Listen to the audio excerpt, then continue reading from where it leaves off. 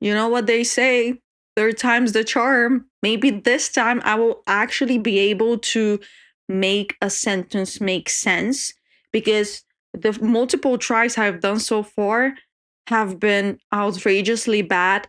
And despite me looking the way, like, you see the way I look. If you're, for the audio listeners, you can imagine just like someone who doesn't look their best. Can you imagine that for those few tries I did, my looks were not the worst thing about the episode? So, anyways, hello everyone. Welcome back to Dirty Martini. I hope you're doing well, and I hope you're having an amazing day. Guys, I just want you to know, first, let me set the scene. The mentality with which I am approaching this episode is that of a woman with a broken heart, because I have been getting clips, like videos, of this one monkey in a Japanese zoo that has not been accepted by its, do you say herd when it's monkeys? I genuinely don't know. But that has not been accepted by the other monkeys that it's sharing a habitat with. And it's a baby monkey, and it has its own stuffed toy. Is it stuffed toy? Is that a word? Stuffed toy animal monkey that it brings with itself to play with, because other monkeys don't socialize with it, and the other monkeys are being violent towards that baby monkey and are not acceptive and are trying to steal the baby's toy. And it's so incredibly heartbreaking.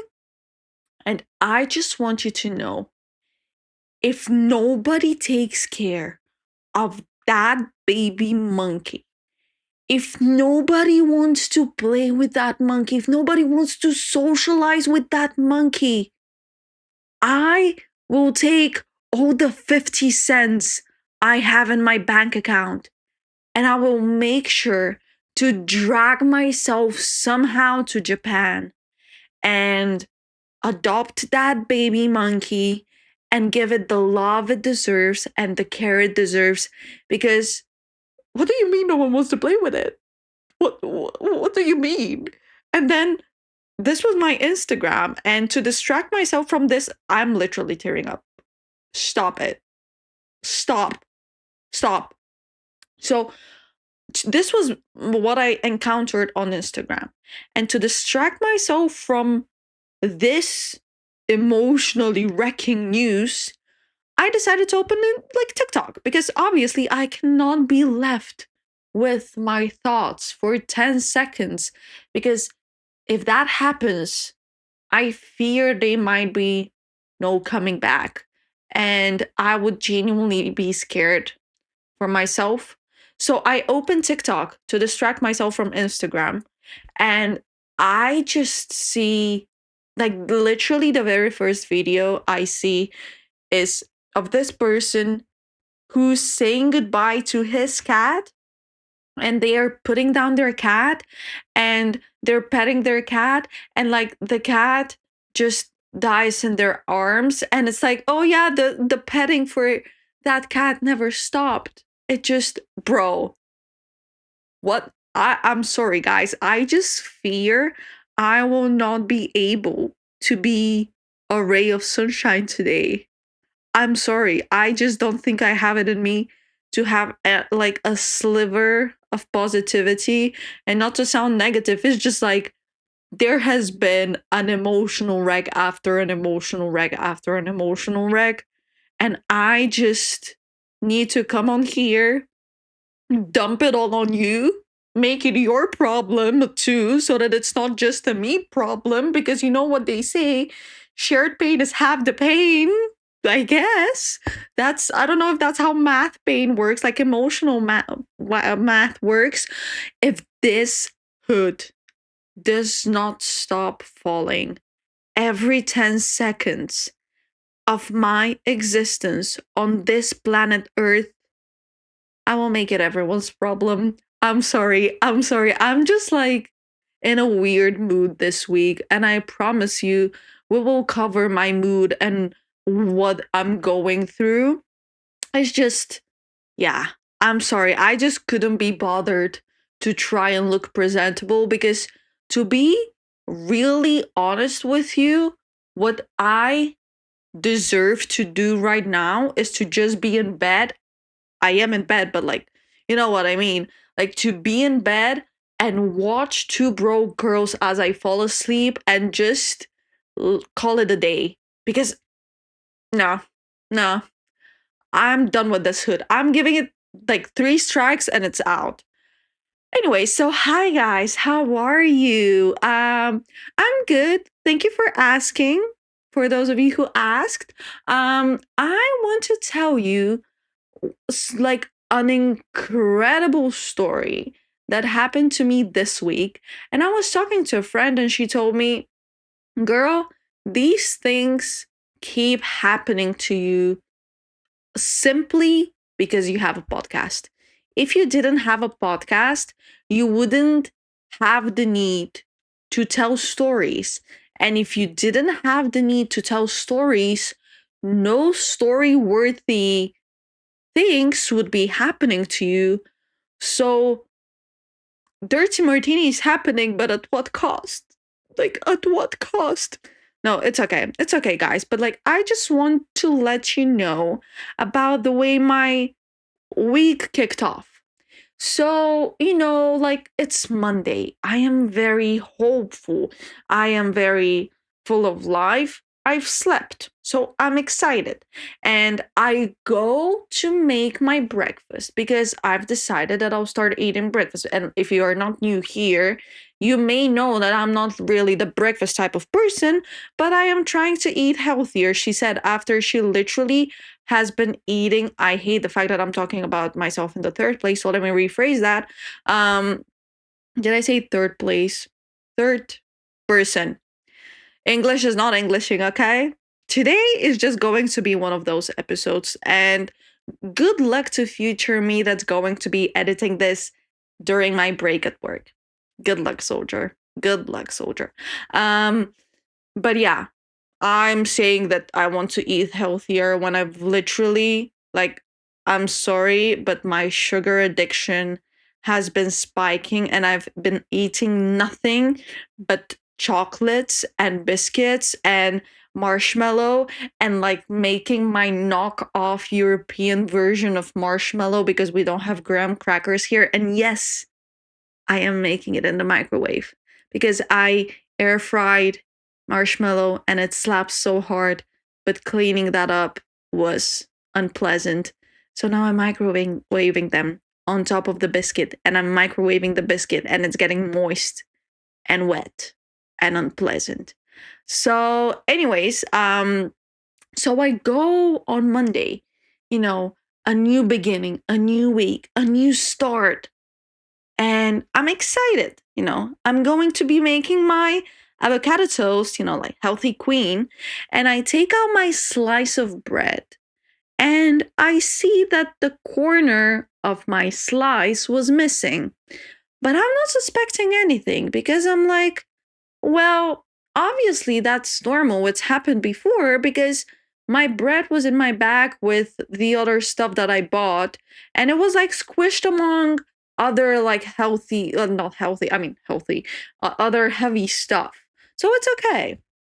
And I'm not suspecting anything of it. So I make my avocado toast, I eat, the day passes by, Tuesday comes, and I go to do the same exercise because, health is a lifestyle. And I take out my slice of bread and I see that the quarter of the slice is missing. This time it's not just the edge. And I'm thinking, man, I know that I bought some cans of stuff that were heavier, but how squeezed could it have been in my bag that like a quarter of the slice of bread ripped off? So I'm like, haha, hee hee, like watching two bro girls, not thinking too much about it. So I'm like, oh, let me just go into the bread package and grab my quarter that's missing. And I just go to grab it and I don't see it. And I'm like, wait, where's my quarter? And I don't see it. And I'm just thinking, man, how dare they put such a bread for sale? I mean, like, obviously, a bread doesn't have to be perfect to be for sale, but like, you know what I mean? Like, I'm like, this is not what I paid for. This is less bread than I was promised. So I'm like, not thinking anything of it. I'm just like a little bit like disappointed. And I just see that where that set slice was, there was a hole in the nylon package of my bread. And I'm thinking, how is there a hole? And then it just hits me. And I realize that this is not just a hole.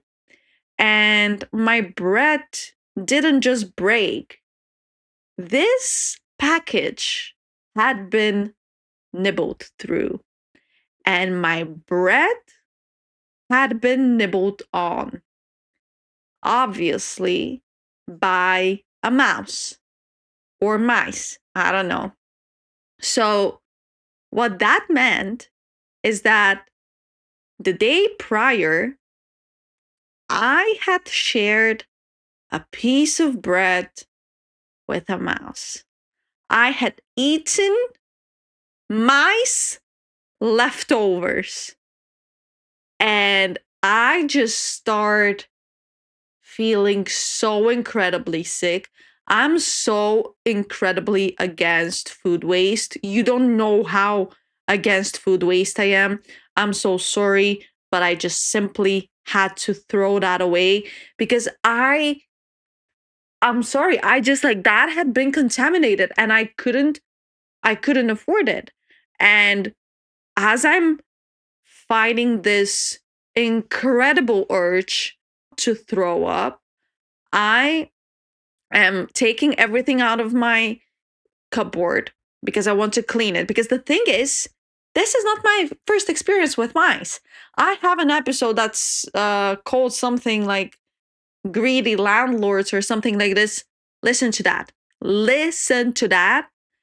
You will see that this is not my first experience with mice. And because it's not my first experience with mice, I come prepared.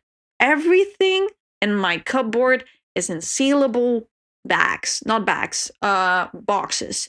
And I normally, well, not normally, but like a few weeks ago, months ago, I don't remember, like time is an illusion, time is a man-made construct. I started storing my bread in the fridge to keep it fresh for longer, but also because I don't know. But this time around, I had not put it in the fridge. I had just put it in the cupboard and I didn't think much of it. And I just left it on top of my sealable boxes. And obviously, a mouse went there and ate it. And then I finished it. And I take out all the boxes and I see mouse shit. And I am fighting every single urge in my body that is pushing me towards burning this whole place down and me burning with it. Because, oh my God, I wanted to throw up just thinking about it. And I had this want to throw up sensation for multiple days. And as you can probably guess, I lost my appetite and I'm very like the other day I was very scared to buy bread. I was like off put by the concept of bread. And don't even get me started on the concept of an avocado toast because I love avocado toast so incredibly much. But I fear for the time being it might have been ruined by for me. And I what the fuck, bro? Like, what the fuck? Like, why? what have I done to deserve to eat something eaten by a mouse? And I know you're out there, like probably some of you are saying, bro, like there's mice in the supermarkets you go to. There's mice in the storage spaces of the supermarkets, of the warehouses. Like there's stuff that has been touched by mice without you even knowing it. Yeah, I know, but ignorance is bliss. As long as it's not in my home, and I clean my vegetables and I clean my stuff before I consume them, it's okay. But I just really didn't need to be reminded that I live with mice. And I'm just so incredibly ready to move on, meaning that I want to live in a nicer house. I'm sorry. Don't get me wrong. I'm so incredibly appreciative to have the privilege to have a roof over my head and to be able to afford to pay my bills. I'm so incredibly appreciative. I'm not taking it for granted. But I just genuinely, why do I feel like I sound spoiled by me saying I don't want to live with mice? And the thing is, I know my landlords are not going to do shit, because I remember last year when the mouse just gave us a reminder that it's still here. And I told them, the landlord simply told us, yeah, they're coming in because here in the house it's warmer and outside it's cold. And they were also complaining because of our gas consumption, that we were using up too much heating in the -10-degree winter. So I just remember them saying that we should make the temperature inside equal to the temperature outside, which they were trying to kill two birds with one stone. Is that the saying? Two rabbits with one stone. Sorry. I just Bulgarianized that phrase. But like, so they're not going to do shit. And I know it's on me to do, well, I mean, I live with four other people. Someone else can also, take some action. But like, I personally refuse to put any traps and see potentially a dead mouse in the middle of my kitchen, let alone in my cupboard, because I am not even going to apologize for the person I would be if that happened to me. Because no, I just simply refuse. And I am longing for the day I am going to have my own. You know how I normally say house? I feel like market is so fucked. I'm going to say apartment, and I'm not even implying I'm going to be an owner, because what is going on? I'm going to cover this as well. Don't worry. Don't worry. Like, we today have gathered to honor and partake in another economic and political state of the world right now rant. And yeah, and I'm just looking forward so incredibly much to the day I have my own space, my own apartment, and I don't have mice, and I don't have any insects, and I don't have any rodents, and just live in a safe space. Because what my mind really cannot comprehend is, because my landlords, I live in a house that's on the private market. This is not a house that's owned by an organization. My landlords are the owners of the house.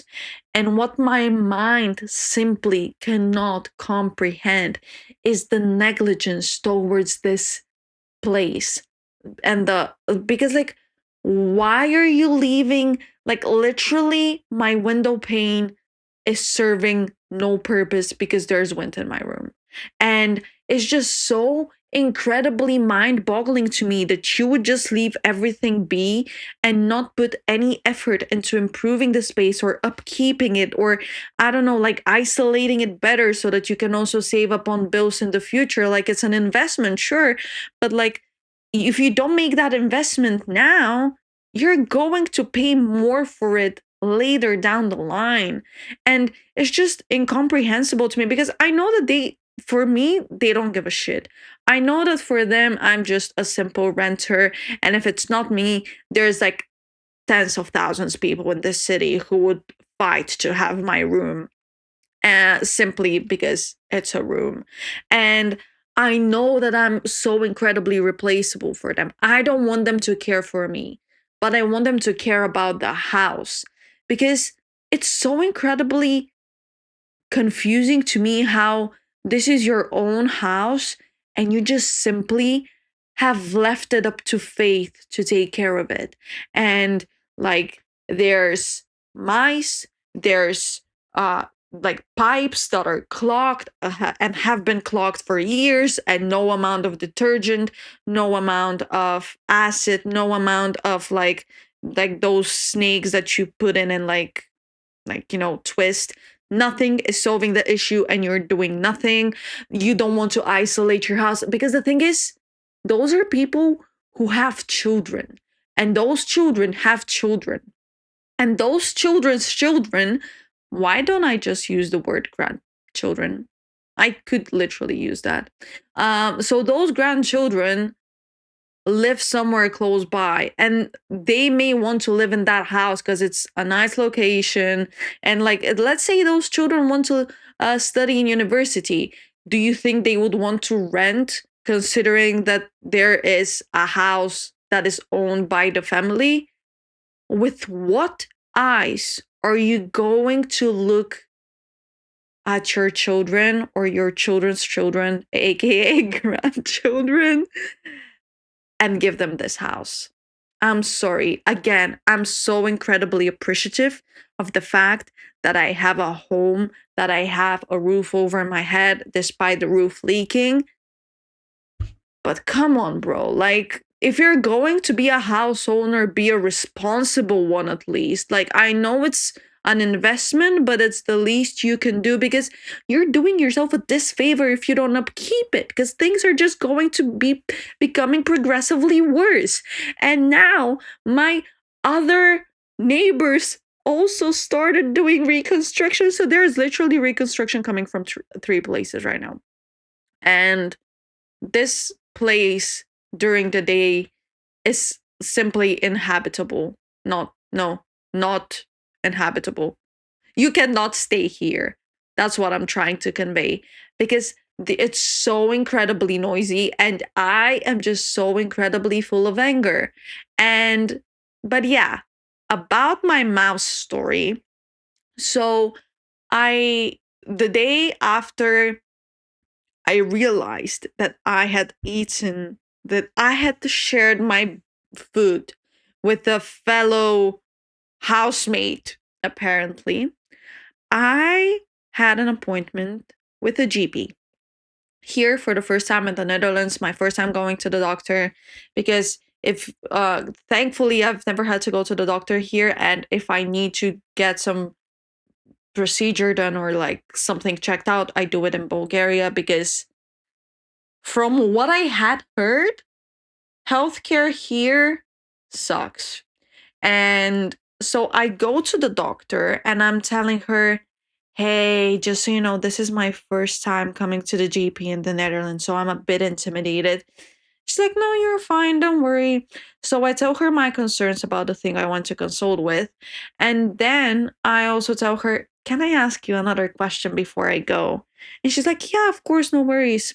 And I just tell her, well, I apparently shared an avocado toast with a mouse. Is there some vaccination I need to get? Is there some medicine I need to do?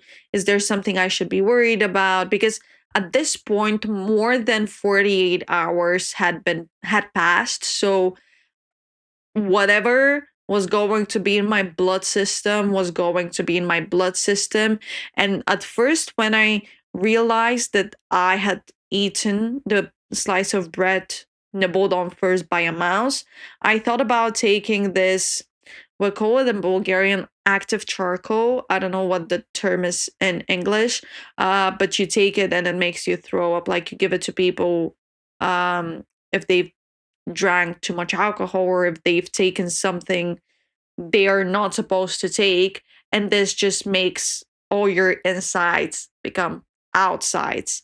But by the time I realized this, there was no point in taking this because it, like, by the time I realized, already 24 hours had passed. So it was already like digested. And I tell her this, and do you know what the doctor, the practicing medical practicing medical specialist told me? She just told me, give me a second, and started Googling it. I was like, girl, I I I could have done this at home. And she started Googling rabies to see if mice have rabies and if I can get rabies from a mouse. And the thing is, if you have rabies, you have a very short window to act, you know? And yeah, she was like, yeah, I don't know. I think you should be fine. You shouldn't have rabies. I think you might be okay. Girl, the like if you think I might be, if you're not certain, let's do some tests, shall we? Let's take some preventative measures because googling my symptoms, or like, well, I didn't have any symptoms, but like googling the situation to see if there should be any concern about it is concerning because I I could have done this at home. And I'm sorry, I am good at self-diagnosing with Google. Like obviously I always go worst case scenario because I'm a hypochondriac. But you are not supposed to diagnose me with Google. And I'm not saying that you, as a general practitioner, should know everything about everything. Like, obviously, there are specialists that have specialized in a certain field and would know way more than you. But your job is to refer me to a specialist who would confirm or disprove certain concerns, certain claims. So, if you are unsure of whether or not I have rabies or I don't know, like the Black Plague, I don't know, like crazy concept, do some tests. Just do some tests. And I talked to her about my knee because I've been telling you that my knee has been hurting a lot and I injured it while running. And she just told me take ibuprofen. And if this is not the summary of what Dutch healthcare looks like, I don't know what is, because they cure everything with ibuprofen and with paracetamol. And I genuinely felt so incredibly dismissed, and I felt like a customer, not like a patient. And I mean, hopefully, I don't have to see a doctor, but if God forbid something has to, be taken care of, if I have the opportunity to, I will go to Bulgaria because I'm sorry, but like, I will not tolerate any Bulgarian healthcare system slander. I just will simply not take it.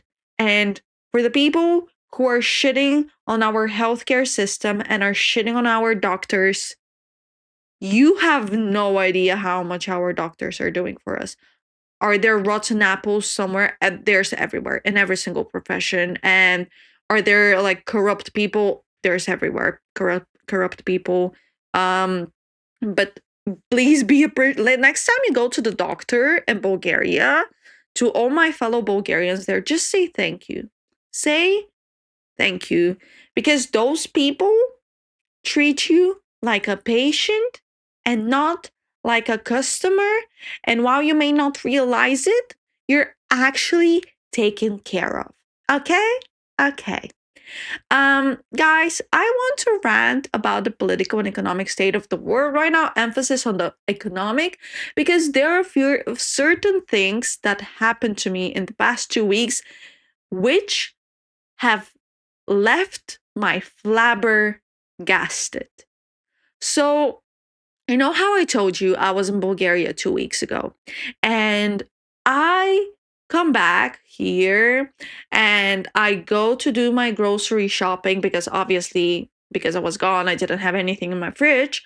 So I go to Lidl to do my grocery shopping, Lidl, my love, my savior, and I literally, in the middle of the store, had to take out my Little Plus application because, yes, I am 23 and I'm using Little Plus. And just like Zlatan Ibrahimovic said about IKEA, yeah, this may not be what rich people do, but it's what smart people do. So if you don't use Little Plus, bitch, get on your Zoom. Get on your Zoom. You're missing out. And honestly, Little did a little Wrapped this year, and that was so incredibly funny. But yeah, anyways, so I had to pull out my Little Plus and to because I had to compare prices because, like I mentioned, my flabber was gasted. My gob was smacked. I go to purchase 12 eggs, a dozen of eggs, a carton. And I at first, like, I'm grabbing them and like I always grab the same eggs. I always like whatever. And I just never look at the price, and I don't mean it as in like, oh, I'm so rich type of way, but it's just like the price usually is the same and has been the same. And my my little eye, I have two, was caught by a price label, which is the reason I had to take out my application. And I literally pulled out receipts and I was like, wait, no, let me compare. So, ladies and gentlemen, and I'm sorry, I just saw this on Instagram today, so I have to say it. Ladies and disappointments. No, it's okay. It's not okay, but like, whatever. A dozen of eggs in December in the Netherlands at Lidl cost €2 and 65 cents. In January of 2026, the same dozen of eggs cost €2 and 95 cents. And then in February of, why did I pronounce the month like this? I don't know. In February of 2026, that same dozen, that same carton of eggs cost €3 and 80 cents. Take a seat, let that in. No, what is it? Sit down, take it, let that sink in. Whatever the TikTok is, whatever. I'm sorry. Was the hen that hatched those eggs fed with salmon? What do you mean more than €1 increase in a month? That is just outrageous to me. And I know you might be thinking, oh, but like, yeah, but like you don't buy eggs every day. First of all, who are you to tell me how many eggs I should buy every single day? Second of all, divas. Everything has gotten so incredibly expensive. And I know you may be thinking, oh, this is such a stupid rant. Why is she even considering like posting this on the internet? Bro, because we should be talking about this because this affects all of us. Literally. So in a lot of Dutch cities, there are farmers market. markets. And the one in my city, they don't sell only stuff that is grown locally by the farmers, they also sell stuff that has been imported. So I would go there because you can get really good deals for vegetables and fruit. And I just would go there mainly for avocados because, like I mentioned, I love avocado toasts, or at least used to, since, like, the whole Mickey the Mouse eating my bread, whatever. So I used to go there, and like on a really good day, you can get like 2 to 3 avocados for €1. And then since the beginning of October or November, I want to say, avocados have been becoming more and more expensive, which, I mean, avocados here at the market were really cheap. I recognize this, like 2 or 3 avocados for €1 is very cheap for avocados. But then they started becoming, like, after New Year's, actually, not October or November, after New Year's, a single avocado became 150 at the market, and they're like 2 something euros per piece at the supermarket. And then now in February at the market, avocados are now 180. And it's just, what do you mean, Diva? What do you mean? And then it's just like so incredibly frustrating because I work part time. I can barely make ends meet. I get minimum wage. You can look up how much minimum wage is in the Netherlands.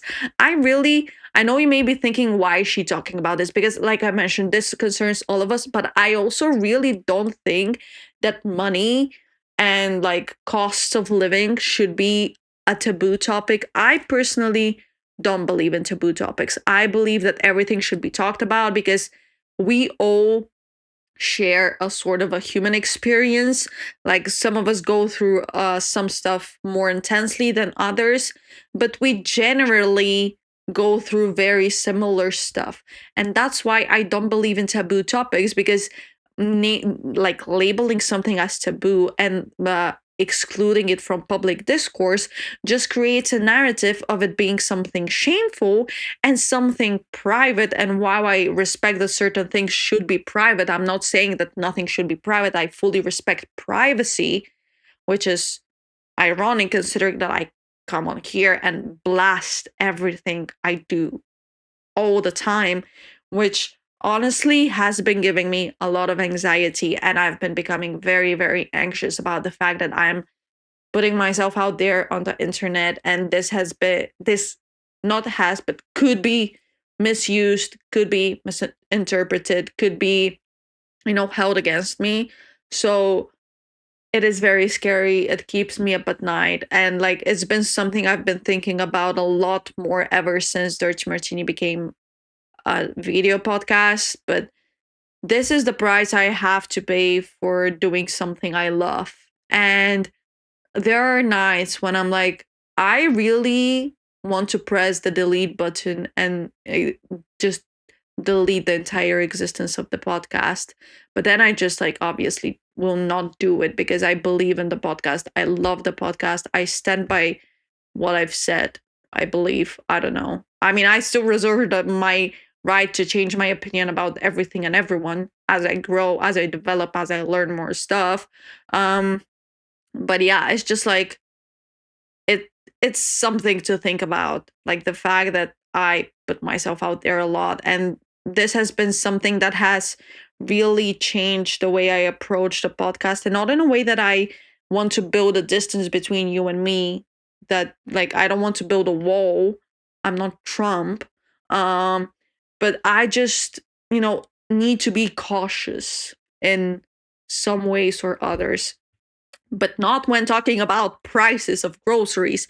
Because, my guy, what do you mean I bought eggs, yogurt, and a carrot and I paid €10? 10 euros. That is just outrageous to me. And then, to make everything better, I so I have kept my Bulgarian number throughout my entire living here.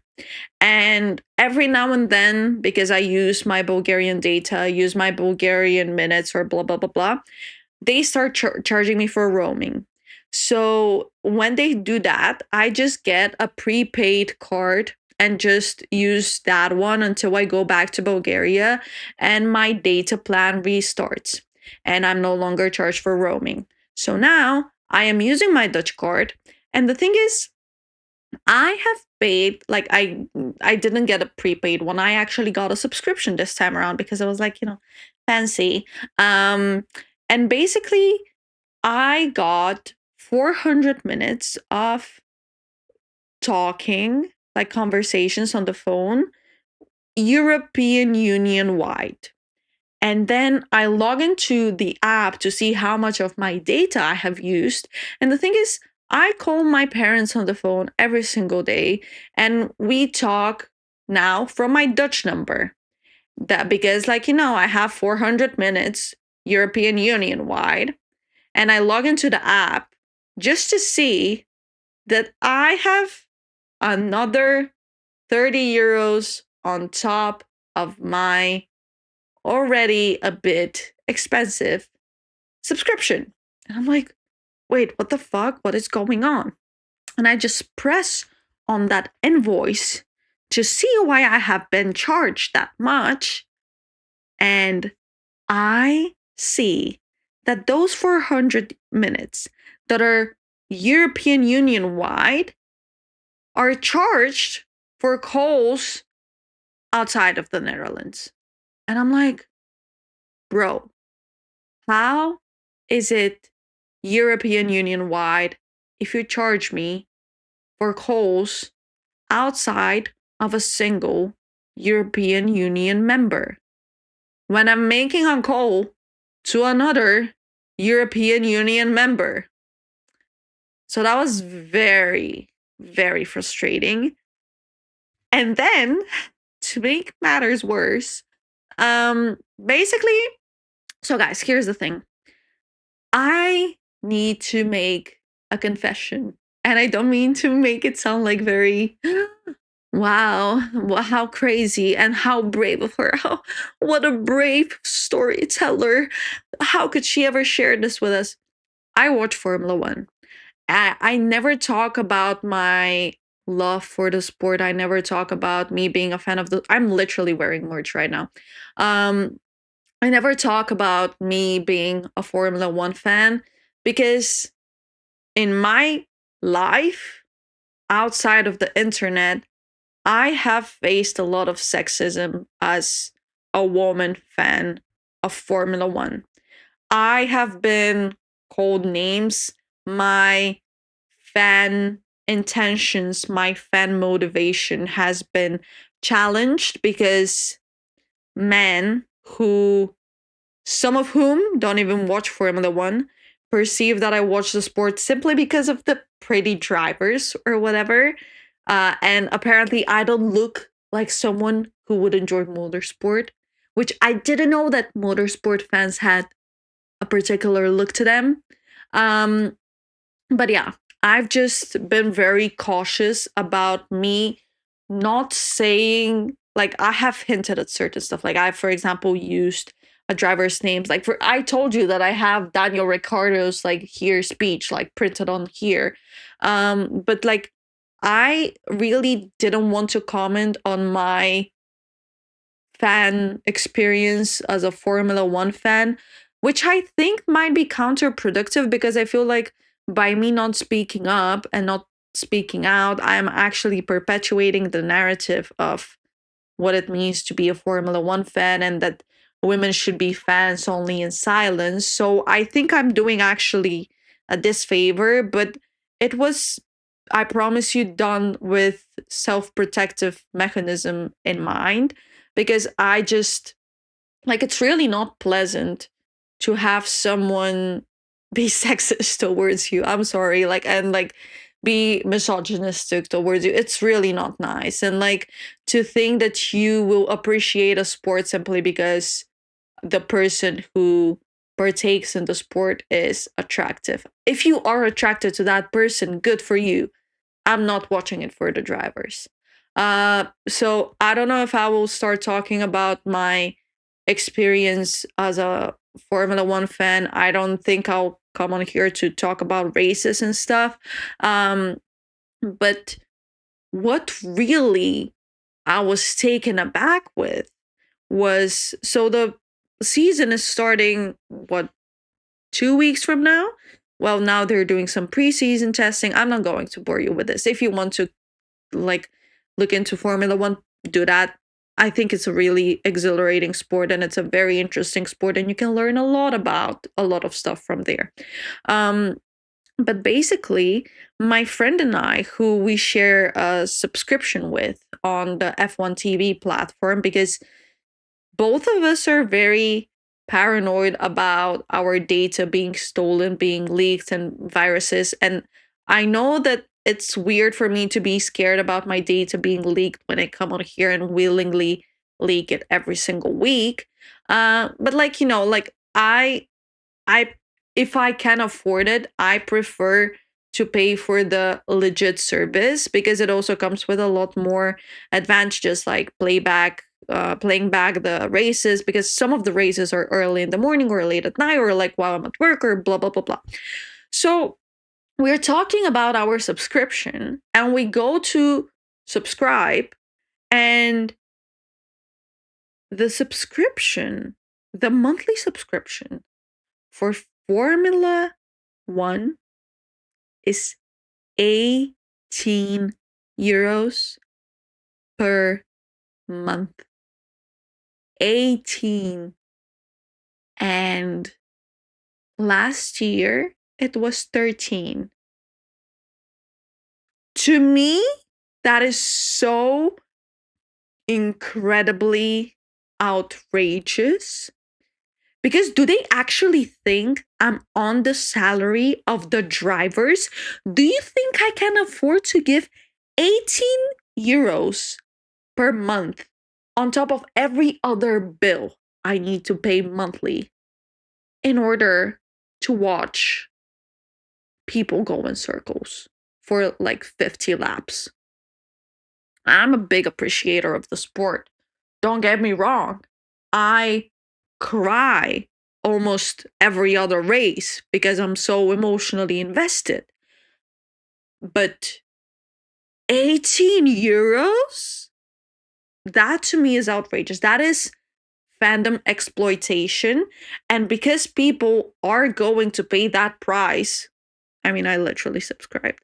But I did the annual subscription, and we just like split it in half. So like it's basically as if it was 13, like last year. But because people will pay that, this enables them to increase the prices even further. And it's just so incredibly outrageous how everything is becoming so not attainable, and how I can barely make ends meet. Like, I know I'm working only a part-time job, and I know I'm earning minimum wage, but it's so incredibly outrageous to me that money has, at this stage, become, for multiple years in a row, such, and I know it's a privilege that like before that I've not had to worry about money to that extent, but like money occupies a big part of my day-to-day thinking, because I have to worry, can I afford this? Can I afford to go out with friends? Can I afford to actually eat meat this week? Can I afford to get one avocado or two avocados? Do I take half a bread or do I take two breads? Do I shop at Albert Heijn or do I shop at Aldi? And it's so exhausting. It's so incredibly exhausting. It takes up so much mental capacity. It takes up so much thinking. It takes up so much mental, emotional resources, as well as financial resources that you don't have. And I I'm so incredibly frustrated because everything, first of all, everything is subscription based now. Everything is subscription based. There is no ownership of anything anymore. And everything is becoming more and more expensive by the minute. And the richer are becoming richer, the poorer are becoming poorer, and the middle classes are being eliminated. And it's so frustrating because what used to be, let's say, I don't want to say a given, but like the natural course of progression of a person's life beforehand, in terms of like, oh yeah, they go to school. If they can go to university, they'll go to university, but in any way they'll be able to get a job, and with their minimum wage job they will be able to buy a house in a couple of years, and they will be able to sustain their family without really having to deprive themselves of a lot in terms of, oh, we need to constrain consumption of this or that. And this was natural progression of life. And now minimum wage is simply insufficient for people to make ends meet, for people to pay rent, for people to buy groceries. And it's so frustrating that now it has to be a trade off between one or the other. And I know that, yes, I'm working a part time job and I'm still a student, and it's normal to be not as rich as or whatever. But like, it's still so incredibly frustrating. And it feels so daunting. And I honestly feel like I'm in some sort of a rut. And I, like, not only because of money, but because of other stuff, I just feel so incredibly stuck. And I feel so incredibly directionless because so now I will be, hopefully, if everything goes well, I will be graduating with a master. I will be a highly educated person. And like, consequently, one would be able to assume that I would be a highly qualified person, at least on paper. And like, now, basically, everybody keeps asking me, oh, so what's next? What's next? What's next? And I don't know what's next. I don't know what's next because I feel stuck. No longer is a minimum wage enough for you to cover your basic expenses. No longer is an education enough of a justification for you to get a job. No longer can you find an entry level job without already having experience. And I'm sorry, but how am I going to get experience if I've not been employed before? Someone has to bet on me. And like, you sure can go do an internship, but good luck getting an internship because internships here are attainable only to students. And like, I, for example, was a full-time student who works part-time, but like, this part-time is, let's be real, a lot of the times full-time. So where would I get the time to actually do a 40-hour internship, like 40 hours per week, and be paid literally €1 per hour? To be making a little less, if I mean, like, if it's a well-paid internship, to make €300 per month. And to me, that is incredible exploitation of labor. And it's so incredibly terrible how capitalism has made us crave this exploitation, because this is our only way into actually getting a job later, but without actually securing you the fact that you will get a job later, because they can just get another intern and pay them in peanuts. And why would you, like, it's so frustrating. And don't get me wrong, really, please, I'm begging you, don't get me wrong with what I'm going to say next. I work at a fast food chain. I'm not embarrassed about this. This is what's paying the bills now. This is what's convenient now. It's flexible. It's allowing me to sustain myself as I study. But I have colleagues who have graduated. I have highly educated colleagues who are PhD candidates, colleagues who had to become workers at a fast food chain because they were declined an opportunity to pursue a PhD. And at this stage, I just cannot really see a point in anything. And I don't mean to be nihilistic. It's just like, what is the benefit of getting an education apart from the fact that, like, like you gain critical thought, which is obviously not something to be neglectful of. I am incredibly grateful for my education, and I wouldn't have it any other way. But it's so sad that a degree nowadays does not guarantee you employment. And what was all that investment of time and money and moving abroad for if all I'll be able to do is potentially be hired by like full time to work at a fast food chain? And I don't know, like, man, like that's why I just have been feeling so incredibly shit, because now I've started writing my thesis, which means that I'm in the conclusive stage of my education. And people are asking me, what's next? What's next? Are you going back home? Are you staying here? Are you doing a PhD? Are you doing another bachelor? Are you doing another master? What job are you getting? Where are you going to go? What do you want to be? Who do you want to be? What do you want to do? I don't know. I don't know. I don't know. And I feel scared. Okay? I feel very scared. I feel very lost. And I feel incredibly stuck. And I feel incredibly constrained. And that education is supposed to open doors for me. But things feel so incredibly grim, so incredibly depressing, so incredibly sad. And I don't know how to approach those situations, because with my education, I'm one of the many. I am in no way extraordinary. Sure, I'm a good student, but I don't have internships because I had to work throughout all my studies to be able to support myself to do a study. I don't have any extracurricular activities because I had to work to be able to afford to go to my core activities of my program.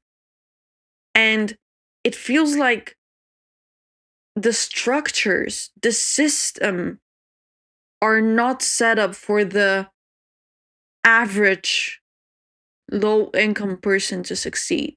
They're not set up for that person to be able to climb up the ladder.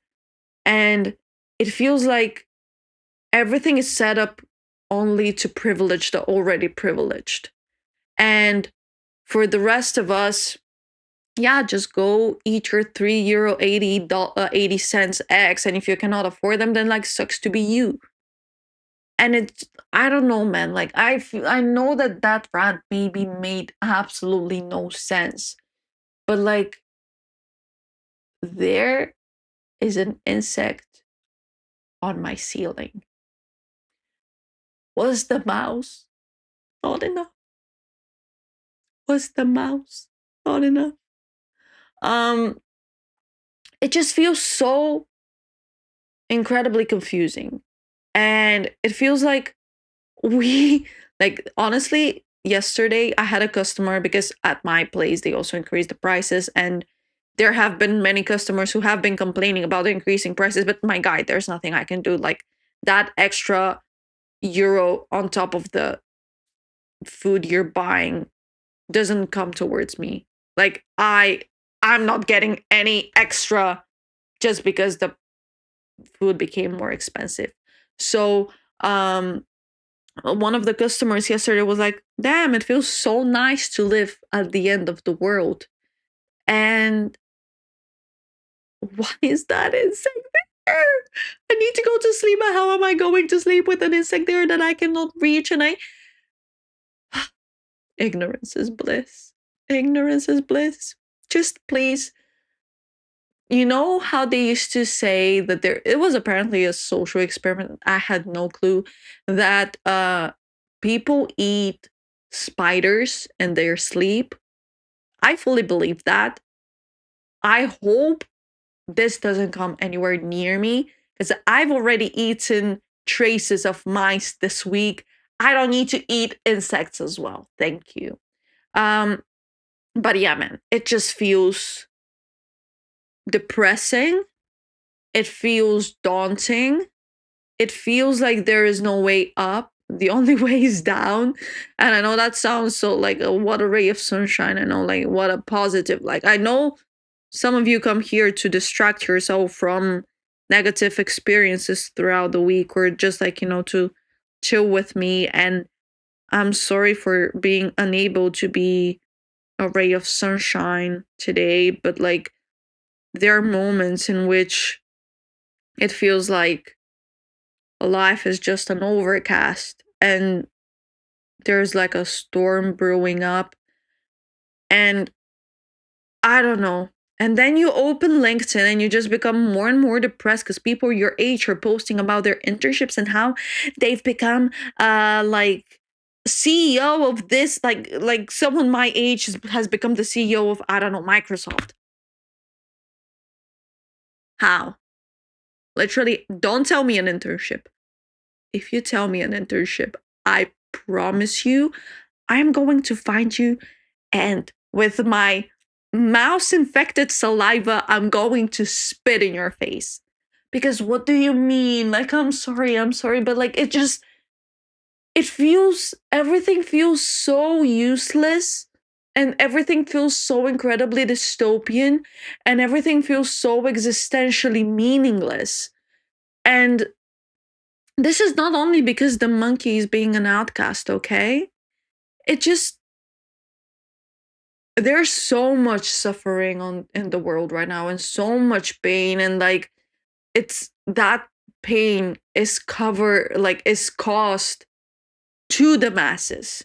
Like, it's the average man that's suffering, and the people on the fringes, like the elite, the 1%, they're not, I mean, I'm not part of the 1%, so I cannot really speak of them, but like, I don't think they're experiencing it as hard, like an increase of by, I don't know, €1.20 to their ex. I don't think they're experiencing it as hard.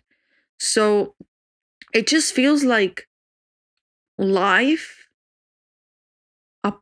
from a blessing, is turning into a privilege that not everyone can afford. And the system that was set up for us to be able to afford to make ends meet is working against us. I don't know. I feel like I'm becoming way too nihilistic. And I feel like that's such a great way for me to end my day. And girls, gays, and days, I need to go watch Two Broke Girls. So I hope you enjoyed today's episode. If there is any enjoyment to be found in this extremely cheerful narration of life. But if you did enjoy it, I thank you. If you did not enjoy it, I still thank you for giving me your time. Um, I hope you enjoyed this episode. I hope to see you in the next one. But until then, stay positive. One of us has to, okay? This week it couldn't be me. Hopefully next week. And if it's not next week, you'll have to forgive me. Because there's moments and there's moments. What am I talking about? Stay hydrated, wear sunscreen, and don't support genocide. Bye! And also, blessed Ramadan to all my Muslim friends!